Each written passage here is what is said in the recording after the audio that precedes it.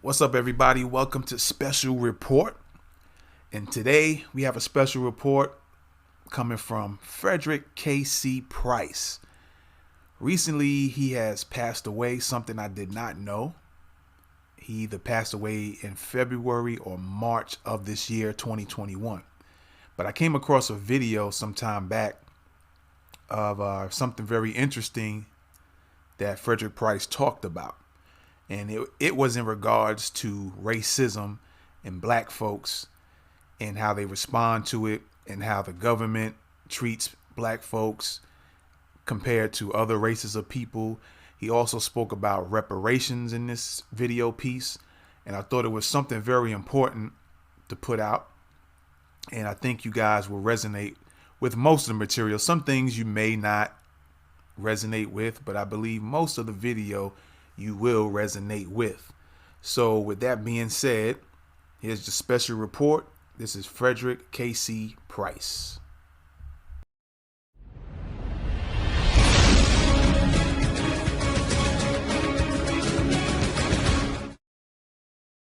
Then they've worked this thing on us where we can't work together, won't work together. They have purposely, insidiously planted the distrust of one black for another because they know that if we ever get together, if we ever become one, we will become dangerous.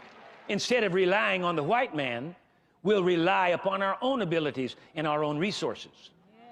But as long as they can keep us dependent upon them, then we never come into our own. Professor Stamp points out this fact, and I quote, "Here then was the way to produce the perfect slave. Accustom him to rigid discipline, demand from him unconditional submission, impress upon him his innate inferiority, develop in him a paralyzing fear of white men, train him to adopt the master's code of good behavior, and instill in him a sense of complete dependence." Many of us, we won't even accept anything from another black man until the white man has given his approval. We have been the most loyal people to this nation than any of the immigrants that ever came here. We have fought in every one of America's war and then got treated like dogs after it. And then the nation has the gall to decide whether or not we should apologize to them. Maybe we ought to declare war on them, and then maybe that'll get them to apologize. Listen, you took a group of people, brought them from their own native land, stripped them of their character, stripped them of their heritage, even stripped them of their family ties, purposely so that they couldn't get into agreement with each other. Took the father, grabbed him and sent him north, as it were. Took the wife, sent her south. Took the kids, sent them west. Took the other kids, sent them east. Split them up. Christian people did this. So-called Christian. Claimed to be Christian. Couldn't have been Christian. Couldn't have known God. They could not know God and do that. Then you kept them in bondage and from 1619 to 1865.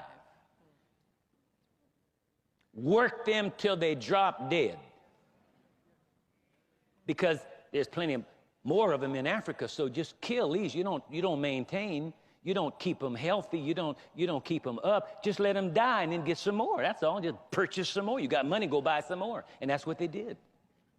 And then some black folk got the nerve to talk about we shouldn't talk about reparations. We should let it go. Poor, simple-minded fool.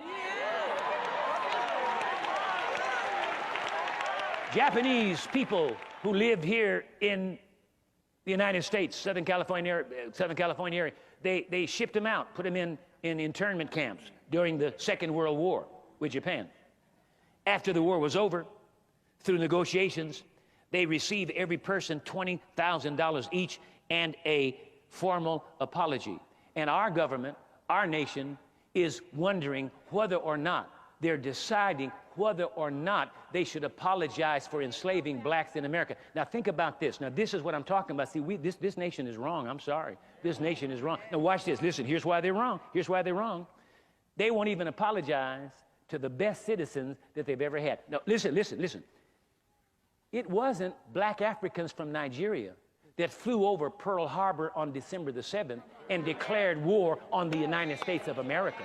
Approximately 3,000 plus Americans were killed by the Japanese on the day of Pearl Harbor when Japan declared war on the United States of America. And then after that, they gave them $20,000 apiece and apology for declaring war on them. And black people have been the most loyal people to the United States. They have never, ever declared war on the United States. Never.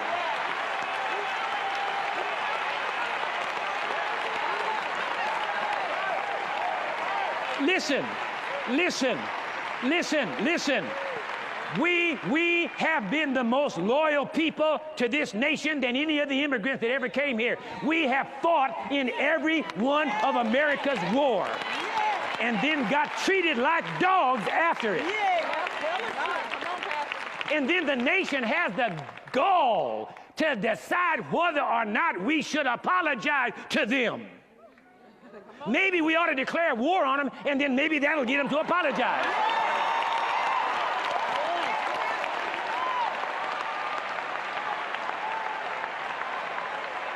I mean, right is right, doggone it. Right is right. That's just downright criminal. That's just downright criminal. We have fought in every single war. We have been butchered and destroyed and shot up and come back to this country and couldn't even get a job. Just because we were black. And you say you're going to decide whether you apologize? In God we trust. What God?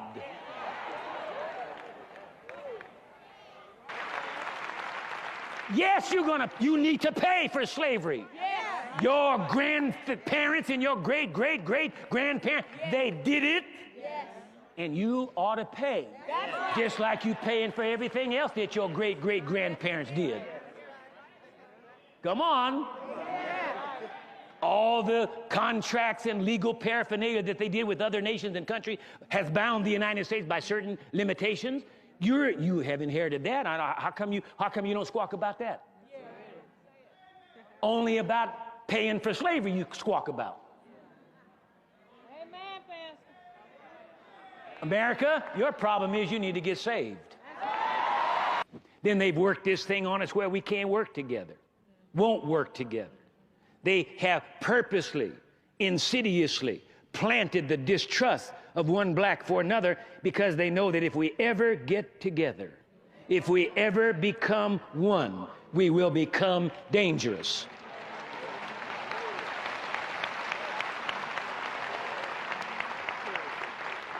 Dangerous in the sense that we will begin to take charge of our own destiny. Instead of relying on the white man, we'll rely upon our own abilities and our own resources. But as long as they can keep us dependent upon them, then we never come into our own as humans, and above all, as true Christians. We African Americans have been, ever since the beginning of slavery, superbly brainwashed. It is a fact that the Willie Lynch letter cannot be historically validated. However, if we go by history, the principles outlined in his letter have been at work among us in no uncertain terms. Even though the Willie Lynch letter cannot be historically proved to be authentic, there is another document that is similar in its purpose. Now, whether it's true or not, in actuality, I can't say. I've searched everywhere. There is no actual historical validation for the authenticity of the Willie Lynch letter. But whether the letter is authentic or not, everything in that turkey is in operation and has been for the last 400 years.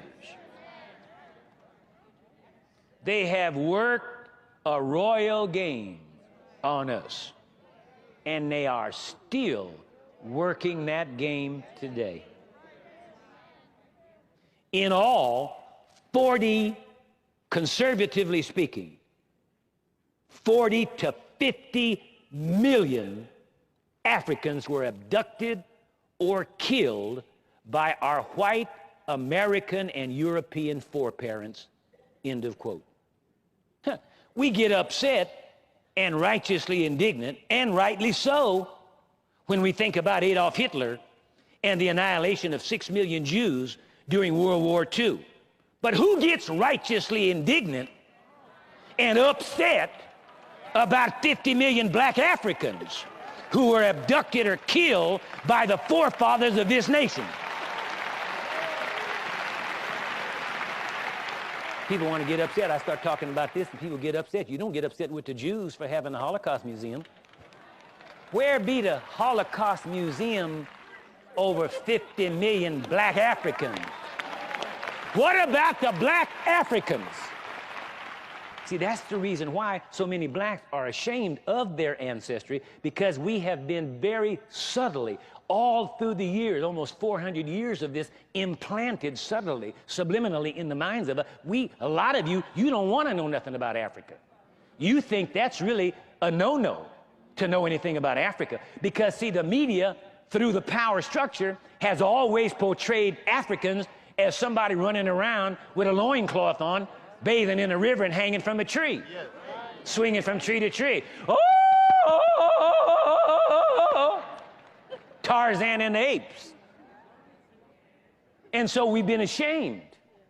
See? You might as well fess up. Don't sit there looking at me like that. The reason I know this is because I used to be one of them. Until I got liberated, until I got set free.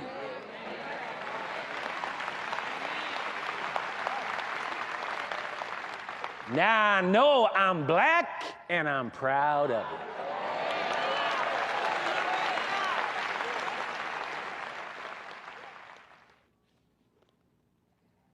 On page 148, Professor Stamp points out this fact, and I quote, "Here then was the way to produce the perfect slave. Accustom him to rigid discipline, demand from him unconditional submission, impress upon him his innate inferiority, develop in him a paralyzing fear of white men, train him to adopt the master's code of good behavior, and instill in him a sense of complete dependence." They worked a game on us. You know it's the truth. It's pitiful. Many of us, we won't even accept anything from another black man until the white man has given his approval. See, that's where the problem, that's how it's got to stop. And you white folks know it. That you have relatives and friends and loved ones that talk us down and talk about black folk like they got tail, and you just smile and cheese it up, and you don't say anything about it. You wouldn't do it because you don't feel that way, but you don't say anything to your loved ones that do. So they feel that they have a license to continue to do it.